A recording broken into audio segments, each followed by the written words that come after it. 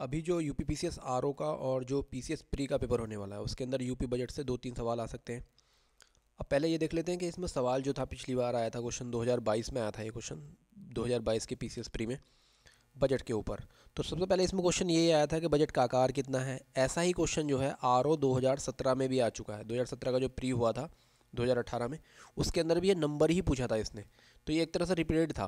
तो सबसे पहले ये देखना है कि जो बजट है यूपी का उसके अंदर पॉइंट किस तरह से तैयार करने हैं। पॉइंटर मतलब किस तरह से होगा आपका, उसके अंदर कौन कौन से पॉइंट इंपॉर्टेंट हैं और कौन कौन से छोड़ देने हैं उसमें। ठीक। और क्वेश्चन यही आया था, जैसे कि इसमें देखो एक और चीज़ आई थी कि नई योजनाएं कितने की चली हैं। तो ये सब चीज़ें हमको पहले तैयार रखनी है बजट के दौरान। ठीक है। अब देखते हैं आगे के इस साल का जो बजट था उसमें क्या क्या था। तो सबसे पहले ये देख लेते हैं कि यूपी की अर्थव्यवस्था कितने कितने की रही है इसमें।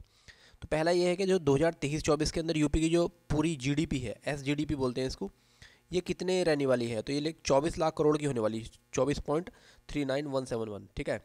इसके अलावा 2022-23 में जीडीपी कितना रहने वाला है यूपी का, जो कि ख़त्म हो चुका है, जो पिछला ईयर था, उसमें 20.48324। ठीक है। इससे पहले 2021-22 का ही पूछ सकता है, तो 18.63 लाख करोड़ की ये हमारी जीडीपी थी। तो ये तीनों आपको याद रखने हैं। ठीक है। इसके अलावा एक और चाहिए याद रखने की, कितना कितना जीडीपी ग्रोथ रहने वाला। तो यहाँ पर हम देखते हैं इसके अंदर कि जो 23-24 के अंदर है, जो ये अभी करंट फिस्कल चल रहा है, जो करंट ईयर चल रहा है, उसके अंदर है 19.08। ठीक है।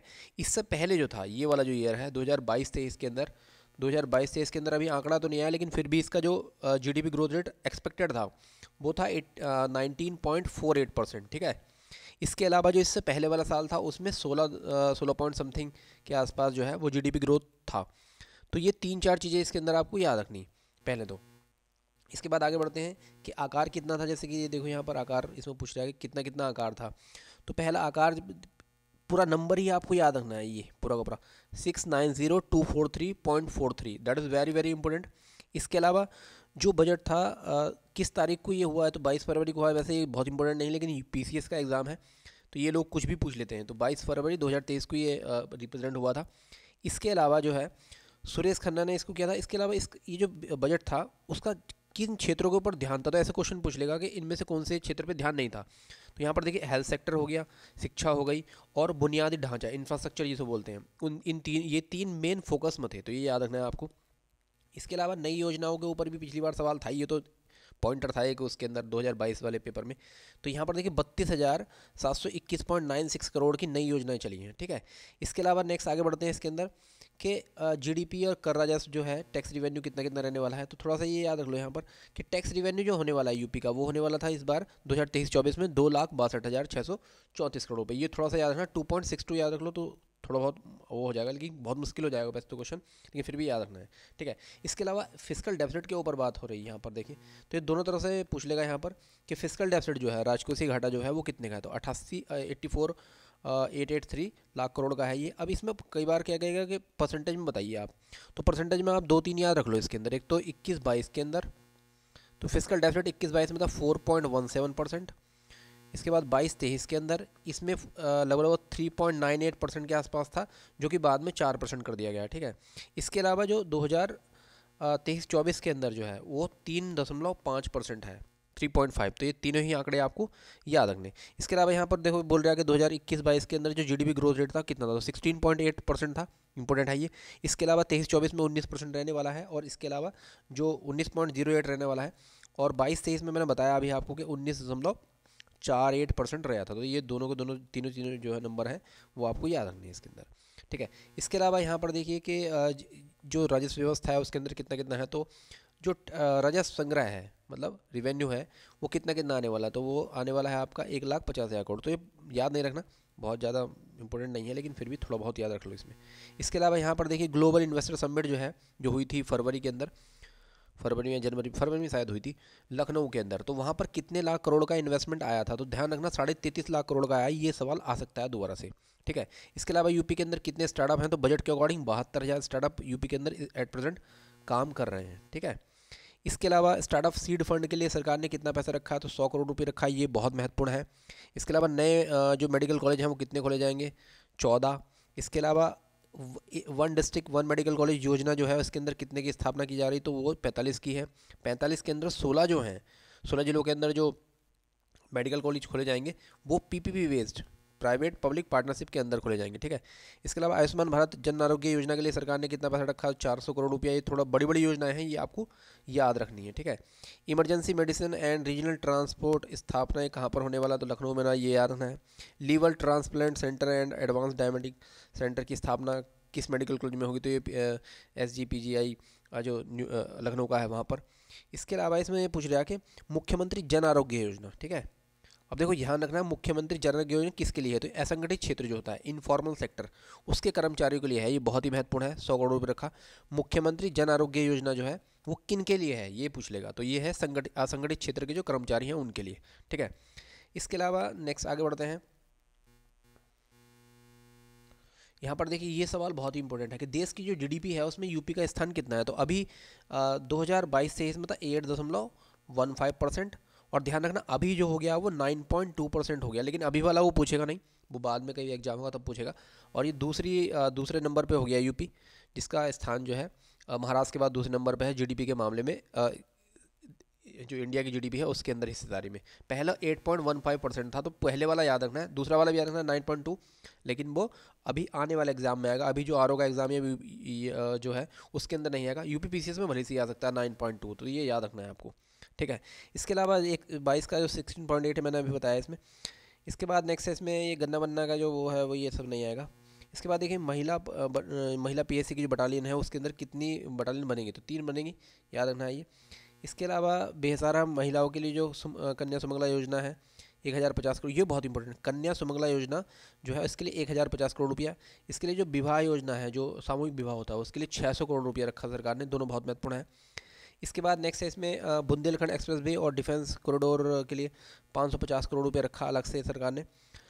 अब इसमें ये बहुत इंपॉर्टेंट, पूर्वांचल एक्सप्रेस वे और बुंदेलखंड एक्सप्रेस वे के पास 6 औद्योगिक संकुल, मतलब ये इंडस्ट्रियल वो बनेंगे इसके आसपास, जो बड़े बड़े हब हैं, और ये 6 बनने वाले हैं। इनमें से 2 जो हैं वो बुंदेलखंड एक्सप्रेस वे के पास, और जो 4 हैं वो पूर्वांचल एक्सप्रेस वे के बाद बनेंगे, ठीक है, ये याद रखना है। इसके अलावा कामगार मृत्यु एवं दिव्यांगता सहायता योजना के लिए ये 5 लाख रुपए की सहायता दी जाती है, इसके अंदर ये याद रखना है, ये बहुत ही महत्वपूर्ण है योजना चल रही है जो।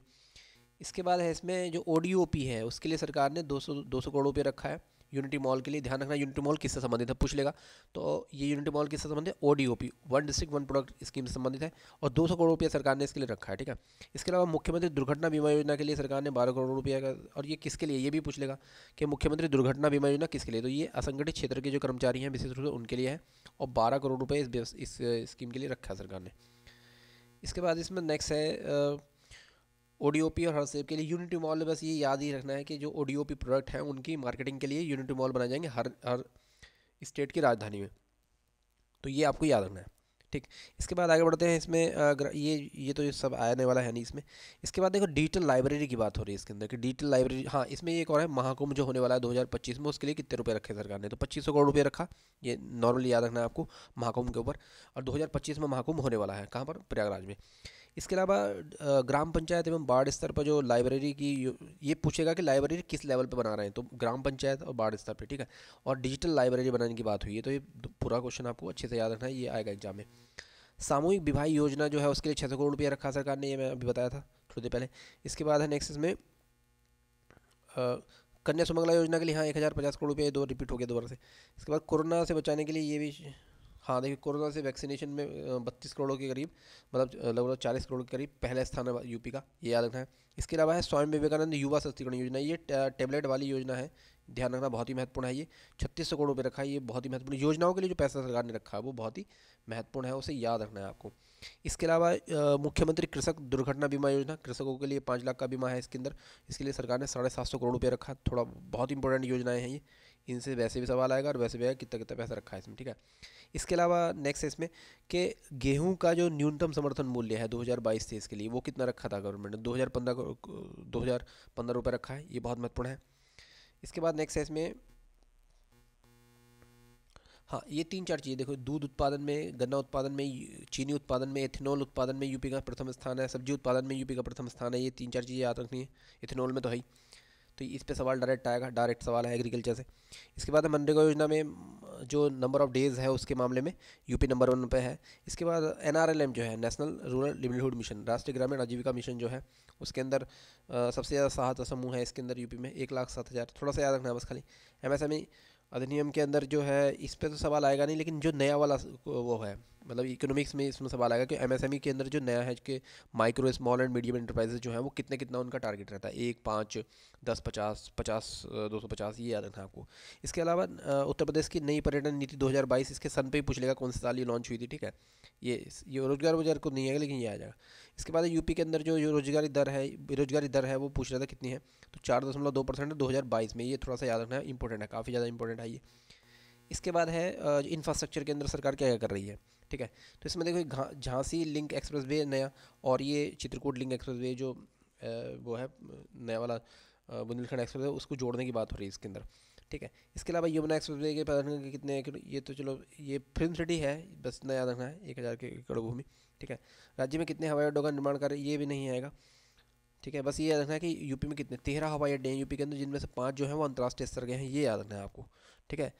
13 एक्सप्रेसवे हैं सारी, 13 एक्सप्रेसवे हैं और 5 इंटरनेशनल एयरपोर्ट हैं, और ये 13 एक्सप्रेसवे वाला पहला स्टेट है यूपी, ठीक। इसमें नेक्स्ट है इसके अंदर Uttar Pradesh institute of pharmaceutical development institute, कहाँ पर इसकी स्थापना कहाँ पर हो रही, तो इसकी स्थापना शायद ये लखनऊ में शायद हो रही है, ठीक है। इसके अलावा ये बहुत महत्वपूर्ण है कि यूपी का जो क्षेत्रफल है वो कितना 240.93 लाख हेक्टेयर है। इसमें परसेंटेज में अगर निकलें 7.15 के करीब आ जाएगा पूरा के पूरे देश के, अगर रेस्पेक्ट में बात करें हम तो, ठीक है। तो ये कुछ इसमें बजट में कुछ था जो कि आपको याद रखना था। Thank you very much.